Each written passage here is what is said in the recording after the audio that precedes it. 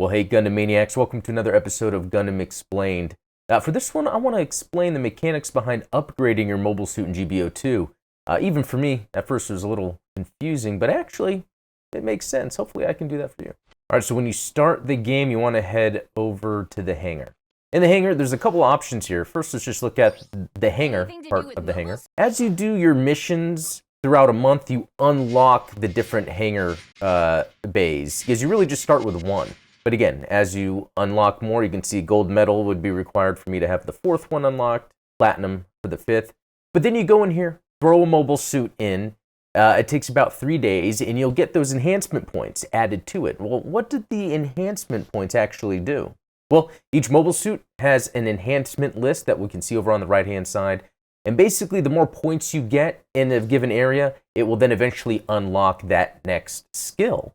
It could be more armor, it could be more damage output, it could be extra boosting. There's so many different things depending on the mobile suit.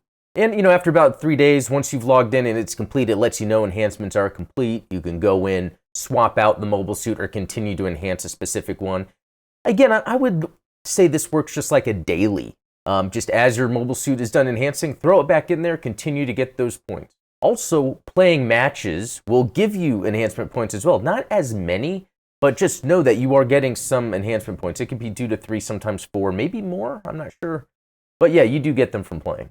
Another area is the modification facility. Here you can use these modification boxes here to actually buy the enhancement, a higher value of it, or to quickly get some things unlocked. This really depends on how many points you have along with the modification boxes. For here, for this FAS, it requires 150 gold and 160,000 points to modify, to raise the value limit.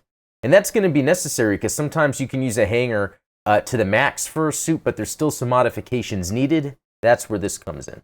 So for upgrading a suit, that's the hangar and modification facility. I guess that's more of the kind of ongoing upgrading that you can do for leveling a suit. But there's another aspect, and that has to do with the parts. So when selecting a mobile suit and going to customize, there's these custom parts down at the bottom. Now, as you play GBO2, you'll unlock different custom parts that do different things.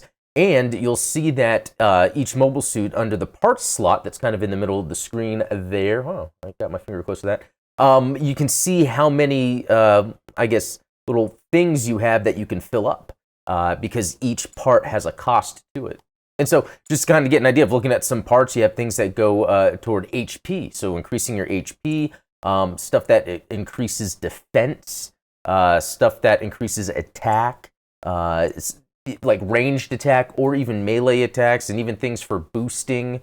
I've even seen some that decreases the time it takes for an item or a weapon to be used again after you've used it, like a beam charging back up. And while you can go in here and add the parts manually, there's also an option where if you click in the left thumbstick, you can even have it automatically put it together for you.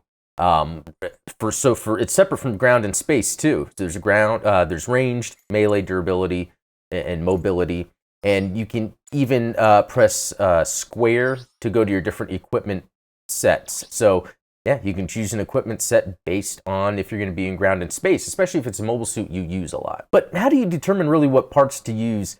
That's really up to how you play. So it could be based on a specific class. So for instance, support, you probably want to go for your attack power. If you're a support that has a lot of ranged attacks, go through that. Now, if you're raid and you're doing a lot of melee attacking, maybe up the melee, or maybe up or use parts that help with boosting and recharging your boosting. That way you can move around quicker. But again, it's based a little bit on the class you are and how you play. And at the supply counter, you can actually use the DP exchange. You can go down to custom parts, and you can actually shop for parts. Maybe something specifically you're looking for to enhance your specific mobile suit that you like to use. And same thing with recycle tickets.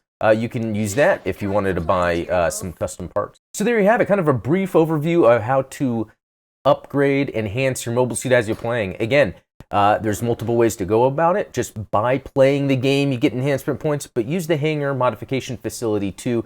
continue to drop points into a suit or use those modification boxes to quickly jump and unlock skill levels. Also, use the custom parts. Those can be changed out as you play if you decide you want to use your mobile suit a little different for different matches, different skill types, whether you want to focus on defense or attack.